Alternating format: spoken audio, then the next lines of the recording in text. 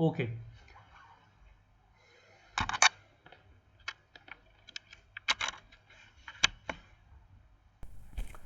Okay तो एक ये सवाल है, इसको आप देखिए कि हम किस प्रकार ऐसे कुछ सवाल हैं जो हम कर रहे हैं अपनी सीरीज़ में। आपने देखा है कि हमारी सीरीज़ एक्चुअली उन सवालों को लेके है जो सवाल एक्चुअली पेपर में नहीं हो पाते बच्चों से, और पेपर एक्चुअली वो अगर सवाल आप छोड़ देते हो तो आप भी उस भीड़ का हिस्सा हो जाते हो जो कि सिर्फ आसान सवाल करना चाहती है।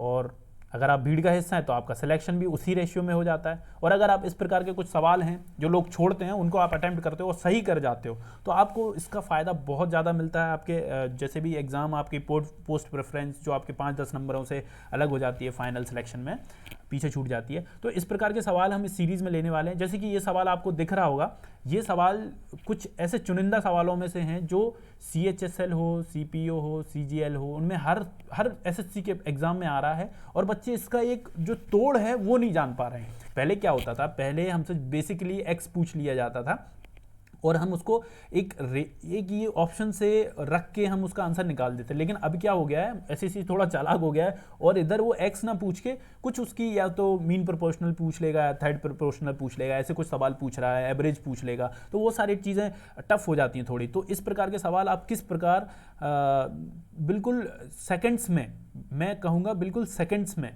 कर सकते हैं आप। और वो कैसे होगा, आप कुछ ट्रिक्स आपको याद रखनी होंगी क्योंकि आज का एग्ज़ाम हमारा हो गया है। कुछ चीज़ें आपको याद भी रखनी होंगी क्योंकि आप हर चीज़ सॉल्व नहीं कर सकते, टाइम आपको बिल्कुल लिमिटेड दिया जाता है। और अगर आप सॉल्व करने बैठेंगे ट्रेडिशनल मेथड से तो बहुत सारा टाइम लगता है। जैसे कि इस प्रश्न को पढ़िए और इस प्रश्न को हम करते हैं। इन्होंने कहा है कि एक कोई एक्स है, वो 2, 3 और 30, 35 इन नंबर में जोड़ा जाता है और इनके बाद जो नंबर उनके पास आता है वो प्रोपोर्शन में है। जो इनके पास जो नंबर मिलता है, अगर हम हर नंबर में x जोड़ देते हैं तो एक नंबर मिलता है और कुछ नंबर्स मिलते हैं 4 और वो प्रोपोर्शन में एक दूसरे के। अब इनने पूछा है कि अगर ये जो x+7 है और x-2 है, इसकी वैल्यू हम निकालें, अगर मीन प्रोपोर्शनल निकालें तो क्या होगी। ठीक है, तो आइए हम इस सवाल को करते हैं। सबसे पहले कुछ ट्रिक्स हैं वो आपको याद रखनी है और वही ट्रिक मैं यहाँ डिस्कस करने वाला हूँ। जैसे कि 2, 3, 30 और 35 ये तो है। ठीक है,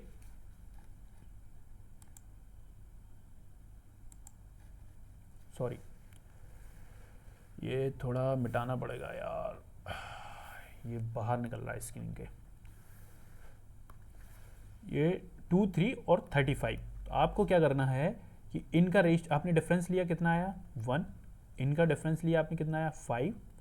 ओके, अब आपको क्या करना है, दूसरा काम आपको करना है कि ये जो सेकंड और फोर्थ नंबर है इसको नेग्लेक्ट कर देना है। इसको नेग्लेक्ट कर दिया, आप क्या कीजिए, अब करना है आपको क्रॉस प्रोडक्ट। क्रॉस प्रोडक्ट करेंगे तो आपके पास क्या आएगा 30 - 10। ओके, और फिर इसका डिफरेंस ले लीजिए। इसका डिफरेंस लिया तो वैल्यू क्या आई आपके पास 4। अब जो 4 वैल्यू आई वो 20 बराबर 4 और 4 की वैल्यू क्या हो जाएगी 5।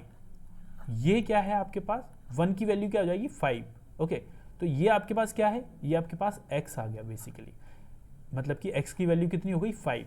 अब आप इसको सिंपल इस तरीके में रख दीजिए जैसे कि हमसे सवाल में पूछा था कि x+7 और x-2 का मीन प्रोपोर्शनल पूछा था। मीन प्रोपोर्शनल का फॉर्मूला आपको पता है, मीन प्रोपोर्शनल का फॉर्मूला होता है AB अंडर रूट में। ओके, तो यहाँ आप रखेंगे, जैसे 5 रखा तो ये 12 हो जाएगा, 5 रखा तो ये 3 हो जाएगा मल्टीप्लिकेशन, और ये इसका आंसर आ जाएगा अंडर रूट 36, और इसको आप सॉल्व करेंगे तो 6 इज़ द आंसर। तो आपको ये तरीका समझ में आया। मैंने क्या किया है कि ये जो नंबर्स लिए हैं इनका हमने डिफरेंस लिया। जैसे इनका डिफरेंस लेने के बाद हमने क्रॉस प्रोडक्ट किया। क्रॉस प्रोडक्ट करने के बाद हमने x की वैल्यू निकाली और फिर x से आपसे कुछ भी पूछ सकते हैं। वो कुछ भी पूछा होता है आपको बस फॉर्मूले में रखना है, एवरेज पूछ लेते, आपसे कुछ भी पूछ ले। तो ये तरीका आपको पसंद आया? क्या आपने इस तरीके से सोच पाया या आपका आंसर आ पाया? ओके, तो आपको ये जो कुछ तरीके हैं ये याद करने, जैसे ये एक तरीका है और ये इस प्रकार का सवाल है हर एक पेपर में आ रहा है। तो आपको ये बेहतर है कि आप इस तरीकों को थोड़ा याद रख लें, आप चुटकियों में सवाल कर पाएंगे। देखिए आगे कुछ और सवाल देखते हैं हम। जैसे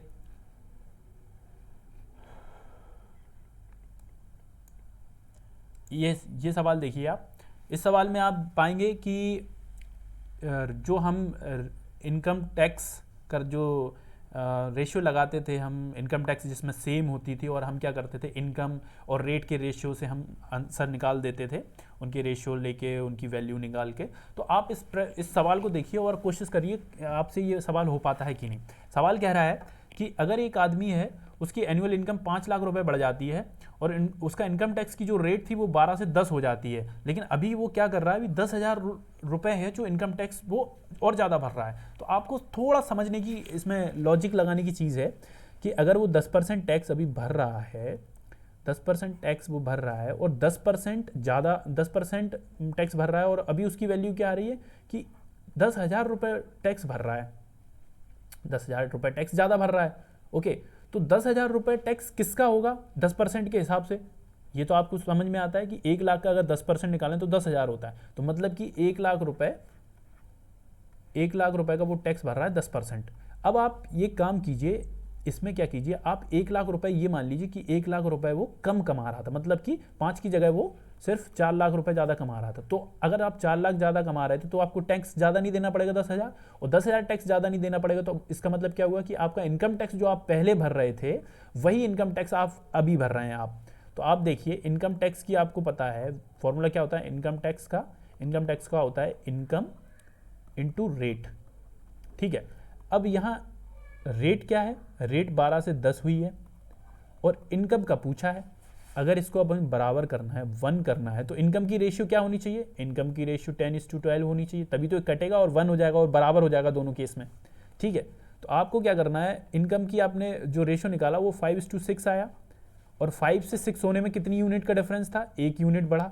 बट हमें सवाल में दिया गया कि 1 यूनिट नहीं भाई, 4 यूनिट बना, 4 लाख रुपए बढ़े हैं, 4 लाख रुपए बढ़े हैं, क्योंकि 1 लाख रुपए हमने घटा दिए थे पहले, जिससे हम अपना इनकम टैक्स कम कर सके, बिल्कुल बराबर कर सके। तो अब एक यूनिट की वैल्यू है, एक यूनिट की वैल्यू कितनी है, 4 लाख। आप देखिए, आपसे सवाल में अगर पूछा होता कि इनिशियल इनकम क्या है ना, तो आप क्या करते, 5 × 4 कर देते, 20 आ जाती, 20 लाख इनिशियल इनकम। बट आपसे सवाल में पूछा है कि फाइनल इनकम क्या है, तो अभी क्या करते हैं, बच्चा अभी ये गलती करता है कि सीधा वो ये फाइनल है, उसको लगता है ये फाइनल है, इसमें मल्टीप्लाई करता है 4 का और आंसर निकाल देता है सर 24। और आपको भी पता है कि भाई 24 करेक्ट कैसे हो सकता है, 24 करेक्ट नहीं हो सकता, क्योंकि आपने 1 लाख रुपए कम कर दिया था स्टार्टिंग में, उसको कौन जोड़ेगा, उसको आपको इसमें 1 लाख रुपए और जोड़ने पड़ेंगे, और तब आपका आंसर क्या बनता है, 25 लाख, और यही सही आंसर है। तो आपको ध्यान देना है कि आप क्या अज्यूम कर रहे हैं, स्टार्टिंग में आपने जो बदलाव किए हैं उनको आप, मान लो आप किसी सवाल को आसान करने के लिए कुछ बदलाव करते हैं, उनको आपको फाइनल उत्तर में जोड़ना है या घटाना है या मल्टीप्लाई करना है, जैसे रेशियो में तोड़ देते हैं हम, रेशियो कम कर देते हैं, वो सारी चीज़ें आपको ध्यान रखनी है, फाइनल उत्तर में उसको इंक्लूड करना है। जैसे कि ये 25 इसका आंसर होगा। आपसे ये सवाल बना तो बहुत अच्छी बात है, क्योंकि इसमें पूरा लॉजिक या फिर कॉम्प्रीहेंशन जो आप बोल सकते हो अरिथमेटिक में यूज़ किया जाता है, वो बेस्ट तरीके से यूज़ करना था इसमें। तो आई होप आपसे ये सवाल बन गया होगा, नहीं बना तो ये तरीका है, बेस्ट तरीका है, आप इसको सीखिए और खुद 1-2 क्वेश्चन अटैम्प्ट कीजिए, तो आपसे ये तरीका और इस प्रकार के सवाल आसानी से बन पाएंगे।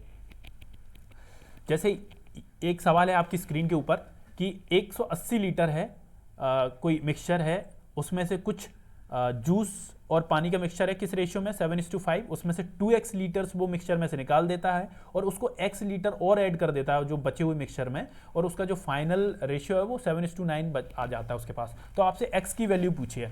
आप पहले वीडियो को पॉज कीजिए और कोशिश कीजिए आपसे प्रश्न बनता है कि नहीं, और फिर मैं आपको इसको बेस्ट तरीके से करने का एक तरीका बताता हूँ, किस तरीके से आप इसको बहुत जल्दी और कम से कम समय में कर पाएंगे। ये क्वेश्चंस वो हैं जो बहुत रेगुलरली आपके हर एक एग्जाम में आपको देखने को मिल जाएंगे। जैसे कि इस सवाल को हम करते हैं, तो इन्होंने क्या कहा कि स्टार्टिंग में उनके पास 180 लीटर कोई मिक्सचर है और उसमें से इन्हें 2x निकाल दिया। और ये बात आपको भी पता है कि कोई मिक्सचर है, अगर उसमें से कुछ निकाला जाता है तो जो निकाला हुआ पोर्शन है उसमें भी आपके पास क्या बचता है, उसमें भी आपके पास उतना ही उसी रेशियो में मिक्सचर होता है जितना कि फाइनल में होता है। तो जैसे कि निकाला उसमें भी 7:5 के उसमें होगा, क्योंकि हमने कुछ ऐड नहीं किया, तो जो रेशियो है वो तो सेम होने वाला है ना। तो जो बचा था उसमें भी क्या बचा होगा, 7:5। ये पक्का समझ में आई ये चीज़, ओके। अब इसके आगे आप चलोगे तो उन्होंने कहा है कि इसमें +x कर दिया, उनने +x मतलब x litre of water add कर दिया, और फाइनल रेशियो ने कितना दे दिया, 7:9। आप देखिए ये 7 बराबर है, अगर ये 7 बराबर नहीं होता तो आप इसको बराबर कर लेते, जैसे इसमें 12 और इधर आप कर लेते 9 7 16 और इसको 4 से उसको 3 से, तो भी आपका ये आपको चीज़ बराबर करनी है, क्योंकि हमने कभी जूस में इसमें इस क्वेश्चन में बोला है कि इसमें जूस में कोई हमने डिस्टर्बेंस नहीं किया, जो डिस्टर्बेंस किया है वो वाटर में किया है। तो इधर कितना ऐड किया था उन्होंने 4 लीटर, सॉरी ये 4 यूनिट का डिफरेंस है, और उन्होंने बोला था कि x लीटर हमने ऐड किया। अगर x की वैल्यू 4 है, या आप यूं कहो कि 4 यूनिट किसके बराबर है, x के बराबर, तो ये कितना हो गया, ये आपके पास 12 यूनिट है, और 12 यूनिट किसके बराबर हो जाएगी, 12 यूनिट भाई किसके बराबर हो जाएगी, 12 यूनिट 3x के बराबर हो जाएगी ना यार, क्योंकि एक यूनिट x बराबर थी 4 के, तो इधर अगर 3 करोगे, 3 का मल्टीप्लाई, तो यहाँ भी 3 का करना होगा ना, तो आपके पास इसकी वैल्यू कितनी आ गई, इसकी वैल्यू आपके पास 3x आ गई। और आपको ये कब 3x आपके पास कब था, जब -2x निकाल लिया गया था। तो आप अगर टोटल वैल्यू की तरफ जाओगे तो उसको ऐड करोगे तो आपके पास क्या वैल्यू आ जाती है, 5x की वैल्यू 180, तो x की वैल्यू कितनी आ जाएगी 36। यही पूछा था और आपको 36 ही निकालना था आंसर। तो इसका आंसर 36 है, मुझे पता है आपने 60 निकाला होगा, पक्का निकाला होगा सिर्फ 60, बट इसका आंसर 36 है। आप देख लीजिए तरीका, वीडियो रिवाइंड कीजिए और सीखिए चीज़ों को, ये बहुत ही आसान तरीके हम ले रहे हैं, और ये आपको पक्का आपको आपके एग्जाम में हेल्प करेंगे आने वाले समय में। जैसे कि ये एक और क्वेश्चन देख लेते हैं। ये हमारा क्वेश्चन है कि the ratio of measures of 2 acute angle 5:9, the complement of one of these 2 angles is twice as large as the complement of the other, what is the sum of the degree measures of the 2 angles. इन्होंने कहा है कि एक दो न्यून कोणों का माप जो है वो 5:4 है, और इन दो कोणों में से जो एक का पूरक है वो दूसरे के पूरक के मुकाबले 2 गुना है। तो दो कोणों की डिग्री का माप पूछा, मतलब 5:9 की 5:4 की वैल्यू पूछी है। तो आप इस सवाल को किस प्रकार करेंगे, मैं बता देता हूँ। आप जनरली ट्रेडिशनल मेथड से 5 अल्फा 4 अल्फा लेके फिर आप y लेंगे कॉम्प्लीमेंट्री, या 90 - 5 अल्फा ऐसे करके करोगे, फिर उसको इक्वल करोगे, फिर अल्फा की वैल्यू निकालोगे, फिर मल्टीप्लाई करोगे अल्फा। इससे अच्छा आप इसको इस तरीके से देखिए, इसको आप नए तरीके से करने की कोशिश कीजिए कि इसको हम क्रॉस प्रोडक्ट का यूज़ कैसे कर सकते हैं ऐसे सवालों में। इस जो तरीका मैं आपको बताने वाला हूँ, इसका एक बेस्ट यूज़ है अगर आपको ये दोनों केस में कॉम्प्लीमेंट्री नहीं दी हो। मान लो आपको एक केस में सप्लीमेंट्री दे दिया, एक केस में कॉम्प्लीमेंट्री दे दिया, तो आपको बहुत मुश्किल हो जाएगी उस टाइम पे इक्वेट करने में, कैलकुलेशन बड़ी हो जाएगी। इसलिए हम इसको क्रॉस प्रोडक्ट से करेंगे और रेशियो के टर्म्स में करेंगे, बहुत जल्दी होगा। देखिए कैसे करना है आपको। 5:4 का एक रेशियो दिया है एंगल्स का। अब उन्होंने कहा है कि एक का जो कॉम्प्लीमेंट है वो दूसरे के कॉम्प्लीमेंट से डबल है। अब आप बेसिक सा एक आइडिया सोचिए, एक लॉजिक सोचिए। कॉम्प्लीमेंट्री 90 डिग्री है, अगर कॉम्प्लीमेंट एक एंगल का 90 डिग्री है, तो 90 में से अगर 5 गए तो आपके पास ज़्यादा बचेगा, या 90 में से 4 गए तो आपके पास ज़्यादा बचेगा। ऑब्वियस है 90 में से 4 जाएंगे तो आपके पास ज़्यादा बचेगा ना। ओके, क्यों ज़्यादा बचेगा, क्योंकि मान लो अगर आप 9 में से 6 घटाते हो तो आपके पास 3 बचता है, और 9 में से अगर आप 4 घटाते हो तो आपके पास 6 बचता है। तो अल्टीमेटली जो 9 में से 4 घटाया है उसमें ज़्यादा बचना चाहिए कॉम्प्लीमेंट। तो इसमें 4 है, और 4 का कॉम्प्लीमेंट ज़्यादा होगा कि 5 का कॉम्प्लीमेंट ज़्यादा होगा, 4 का कॉम्प्लीमेंट ज़्यादा होगा, मतलब इसकी वैल्यू 2 होगी, इसकी वैल्यू 1 होगी। आपको भी एक बात पता है कि जैसे कॉम्प्लीमेंट की बात कर रहे हैं तो दोनों ये इसका कॉम्प्लीमेंट और ये एंगल किसके बराबर होना चाहिए, 90 डिग्री के, क्योंकि कॉम्प्लीमेंट और वो खुद एंगल तब मिलके 90 डिग्री बनाते हैं। और इसी केस में सेम इस केस में भी 90 डिग्री होगा, क्योंकि कॉम्प्लीमेंट की बात की है। मान लो यहाँ सप्लीमेंट की बात की होती तो इधर 180 हो जाता, तो फिर आप बहुत आसानी से उन सवालों को भी कर पाते। जैसे इधर है, आप इसमें देखिए 5 का क्रॉस मल्टीप्लिकेशन 2 में किया, 1 का 4 में किया, तो आपके पास क्या मिल जाएगा 10 - 4, और बराबर में क्या जाएगा, अब 1 का मल्टीप्लाई 90 में करोगे और 2 का मल्टीप्लाई इस वाले 90 में करोगे, तो आपके पास क्या बच जाता है 180 डिग्री - 96 = 90 डिग्री। और 1 की वैल्यू क्या आ जाती है 15 डिग्री। और आपसे पूछा क्या था, एक्चुअली पूछा ये था, मतलब कि 5:4, इन दोनों का सम की वैल्यू पूछी थी। तो 9 हो गई यूनिट, 9 यूनिट इंटू 15 डिग्री, और आपके पास सवाल का आंसर आ जाता है 135 डिग्री। यही इस सवाल का आंसर है। आपने महसूस किया कि कितनी आसानी से हमने क्रॉस प्रोडक्ट का यूज़ करके एक अच्छा सा सवाल बिल्कुल सेकंड्स में कर दिया। ये चीज़ आपको सीखनी होगी, और आप इसकी 1-2 क्वेश्चन और लगाएंगे, और इसी तरीके के और सवाल हम अपनी सीरीज़ में इंक्लूड कर रहे हैं। ये सीरीज़ ज़्यादा नहीं है, बस आपके लिए कुछ 150 सवाल मैं लाने वाला हूँ आने वाले समय में, और वो 150 मैं गारंटी देता हूँ आपको वो 150 से ऊपर स्कोर करवा के देंगे मैथ्स में। और इसके अलावा 50% की गारंटी मेरी है, बाकी 50% की गारंटी आपको लेनी होगी। अगर आपको 100% नहीं, अगर 40% 30% की भी आप गारंटी लेते हो तो आपका सिलेक्शन पक्का है। जैसे कि ये नेक्स्ट सवाल लेते हैं। ये सवाल देखिए आप, इस सवाल में आप देख पा रहे होंगे, आपको क्या लग रहा है? आपको लग रहा होगा कि एक AB से एक इक्विलेटरल ट्राइंगल है, तो आप उसकी फॉर्मूला लगाएंगे, आप सर्कल का जो कंसेप्ट है वो लगाएंगे, ठीक है। तो आप इसको सवाल को देखिए और करने की कोशिश कीजिए, एक बार अटेम्प्ट कीजिए, फिर इस सवाल को हम करते हैं। अच्छा ठीक है, चलो इस सवाल को वैसे मैं आपको सीधा तरीका बता देता हूँ। इसमें वैल्यू दी है इसकी 12 और इसकी वैल्यू दी है 9। तो इस सवाल को हम जनरली कैसे करते हैं? अरे यार क्या बात याद की।